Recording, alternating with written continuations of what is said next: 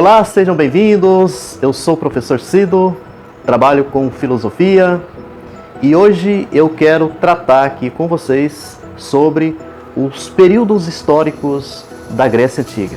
Esses períodos históricos são importantes até mesmo para compreendermos melhor assim sobre o surgimento da filosofia lá na Grécia Antiga. Em que momento a filosofia ela teve o seu nascimento dentre esses períodos que eu vou aqui tratar com vocês.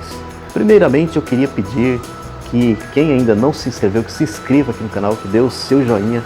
O seu joinha é importante, faz com que o YouTube reconheça que esse vídeo é importante, com isso ele ganha um alcance maior. Por isso eu conto muito com a colaboração de vocês, no sentido de dar o like aí, tá?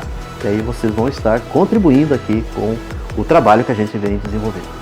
Então, iniciando aqui, a divisão histórica da Grécia Antiga e o surgimento da filosofia. Então são 5 períodos que grande parte dos autores consideram assim nessa divisão lá da história da Grécia Antiga. Então eu quero considerar nesse sentido da maioria dos autores. O primeiro período, e o mais antigo, é chamado de período micênico ou pré-homérico. Pré-homérico porque antecede ao período em que viveu o grande poeta lá, que foi o Homero, lá da Grécia Antiga. Período micênico ou pré-homérico, que está situado aqui no século XII a.C. Ele é um período muito importante. Eu não pretendo aqui, nesses períodos que eu quero passar para vocês, fazer uma exposição um pouco mais aprofundada e tal sobre cada período, apenas eu vou só passar informação para vocês sobre a importância desses períodos. Então, o período micênico ou pré-homérico, ele é considerado o período mais antigo, é o período que antecede antes do século XII até o século XII a.C. E é o momento que é considerado assim da formação da civilização do povo grego. Então é um momento assim que vocês vão ver assim o ajuntamento de diversos povos antigos que vão se formando, e a cidade de Micenas é assim considerada uma das primeiras cidades que é formada e que a partir dali então vai se constituindo essa chamada civilização grega. Por isso é muito importante esse período. O segundo período, que é o período homérico, está situado aqui no século VIII a VII a.C., é considerado o momento em que viveu então o poeta Homero. O Homero, ele é aquele poeta, está considerado aí na literatura clássica grega, é um dos mais renomados, mais conhecido, e ele escreveu 2 obras importantes, que é a Ilíada e a Odisseia. Assim, até para a filosofia é muito importante que quem de repente tiver condições de ler essas 2 obras, tá?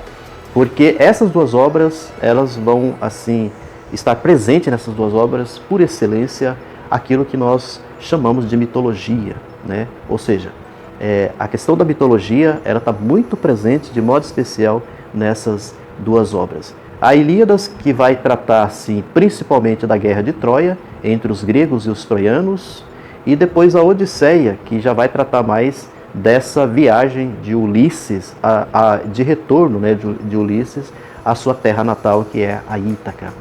E durante essa viagem tem diversos acontecimentos, tem a presença ali dos deuses, que vai estar em diversos momentos junto com ele. Tem um castigo que ele recebe também do Poseidon, Isso é muito importante. Então, essas 2 obras tratadas por Homero são assim importantíssimas, até mesmo para a gente poder conhecer um pouco melhor assim da história da Grécia e também dos deuses, tá? Dessa relação entre os humanos e os deuses. Nós temos também um outro pensador aqui, um outro poeta, que é o Hesíodo. Já o Hesíodo ele vai tratar mais nos seus escritos sobre os deuses, Assim, como que era a divisão, por exemplo, como que foi o nascimento, o surgimento dos deuses e assim por diante.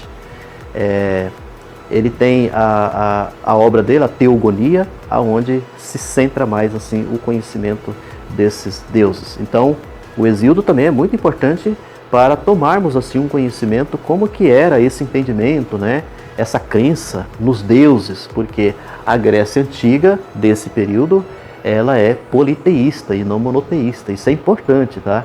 Ela é politeísta, ou seja, eles acreditavam em vários deuses, não apenas em um único Deus.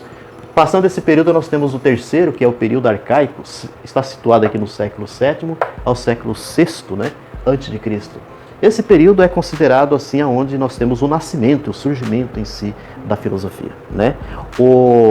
Os filósofos lá do início, antes do período clássico, são considerados de pré-socráticos, ou seja, que antecede a Sócrates. Então são todos os filósofos que vêm antes de Sócrates, que está aqui nesse início. São chamados de pré-socráticos. Então tem, assim, só para situar alguns nomes conhecidos, Tales de Mileto, Anaximandro, Anaxímenes, nós temos o Pitágoras, por exemplo, que também é um filósofo pré-socrático, e você tem diversos outros pensadores importantes que são os filósofos pré-socráticos. E nós temos então assim, com isso, o nascimento da filosofia, que a filosofia, quando ela nasce, ela é um pouco diferente do período clássico. Depois eu vou até explicar um pouquinho melhor sobre isso. Mas assim, nesse momento aqui, a grande preocupação dos filósofos está mais ligado a fenômenos naturais, né, aos acontecimentos da natureza. E quando a gente está falando da natureza, é a natureza que nós vemos, né, os fenômenos naturais e assim por diante. Então eles se ocupam mais em termos de pensamento, mais com a natureza. Por isso que eles são também chamados de físicos, né, que vem da physis, né? Então são filósofos da natureza, ligados à natureza, tá? Isso é muito importante. Depois do período arcaico, nós temos o período clássico. Esse período clássico talvez seja um dos mais considerados aqui, assim, de modo especial para a filosofia, né? O período clássico está situado aqui no século V a IV, né? Antes de Cristo. E nesse período nós temos, assim, acontecimentos importantíssimos. Esses acontecimentos que, inclusive, que vão se originar, né, ali, de modo especial em Atenas, porque Atenas, aqui no período clássico, é considerado assim, como se fosse o grande berço, né, o grande berço assim, do nascimento de diversas ciências, da intelectualidade, da questão cultural e assim por diante. Então, nós temos aqui, por exemplo, o surgimento da política, né? É nesse período que nasce, então, esse entendimento que nós temos até hoje da política por causa das polis, né? Que é a formação das cidades-estados. E a formação dessas cidades-estados também houve um entendimento de que nós temos, então, um acontecimento político, né? Nessa formação das cidades-estados. Por isso que política vem de polis, política, tá? Um dado, assim, que é importante entender é que é assim, a política aqui nesse período não tem esse tipo de entendimento como nós temos muitos, né, que eu diria assim, muitas pessoas têm esse tipo de compreensão, de que quando se fala em política nós estamos falando de governadores, do presidente, de prefeitos, de vereadores, de deputados e assim por diante. E sendo que política, ele vai muito mais além do que isso.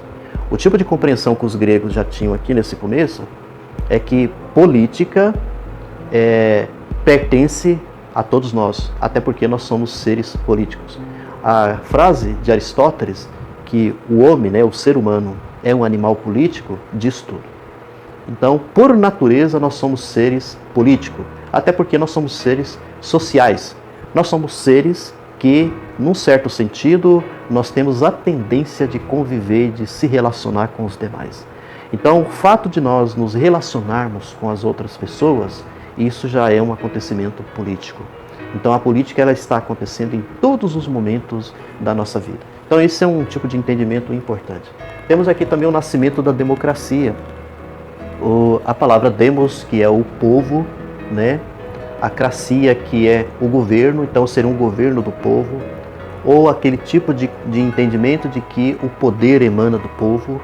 Então essa compreensão da presença do povo no poder e que o governante é aquele que governa para esse povo, nós temos então aqui a democracia, tá?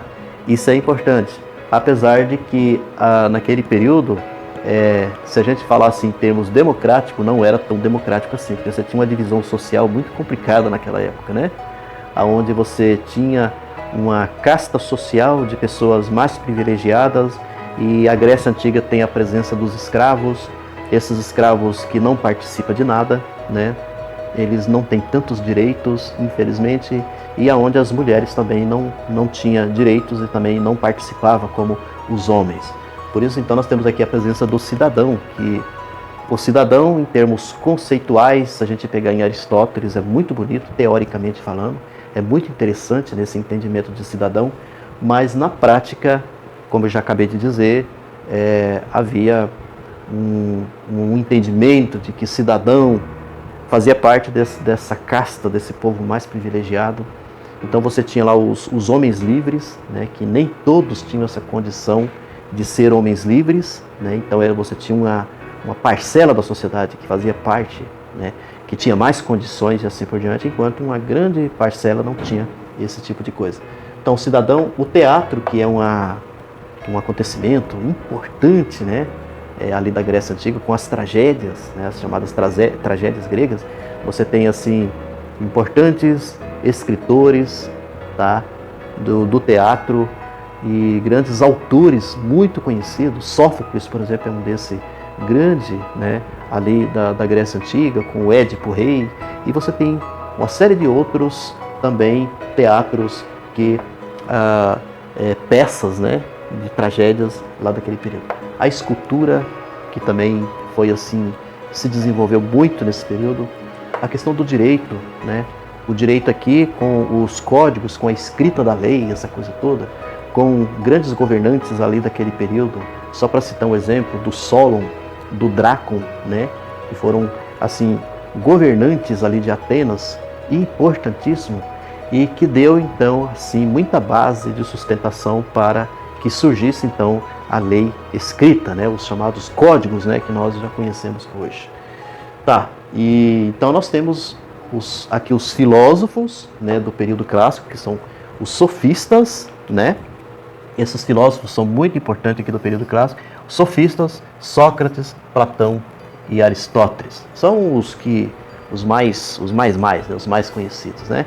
E o interessante aqui, levar em consideração, é que no período clássico, que diferencia já do anterior, do arcaico, com os pré-socráticos, aqui no período clássico, a filosofia está mais voltada para o ser humano, está mais voltada para o homem, né? Com o antropocentrismo e o humanismo, o homem no centro, né? Então, a filosofia, ela deixa, inclusive, assim, de centrar mais assim o conhecimento e tudo o que acontece no mundo, centrar nos deuses, acaba se centrando mais aqui no homem. E isso, claro, que os pré-socráticos acabaram exercendo uma influência muito grande para que isso pudesse acontecer. Não pretendo aqui tratar sobre cada um desses filósofos, num outro momento, a gente vê um pouco melhor sobre isso, apenas situando assim como é que foi esse período clássico. Período alexandrino ou helênico, que é o quinto período, né? Um período muito importante porque quando chega já aqui do século 3 a 2 a.C., o que acontece? Os macedônicos, né? Eles acabam tomando, assim, de uma certa forma, o lugar desse império que era o Império Grego. Eles acabam, então, dominando, né, exercendo um grande império. O Alexandre Magno é uma figura importantíssima desse período aí, e eles acabam, então, formando um grande império que é chamado Império Macedônico ou Império Alexandrino, né? É um império crescente, que pega até um pedaço da Ásia, uma parte da Europa, ali o norte da África, por exemplo, né?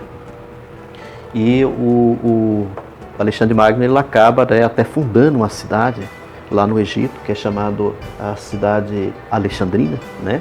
E aonde ele forma uma biblioteca, que é uma biblioteca muito conhecida, que é a Biblioteca de Alexandria. Essa biblioteca, ela foi assim considerada, assim, dentro do campo da intelectualidade, da ciência, uma das maiores da antiguidade e que se estendeu até um pedaço, por exemplo, da Idade Média, mas que infelizmente depois ela foi destruída e ela foi queimada, tá?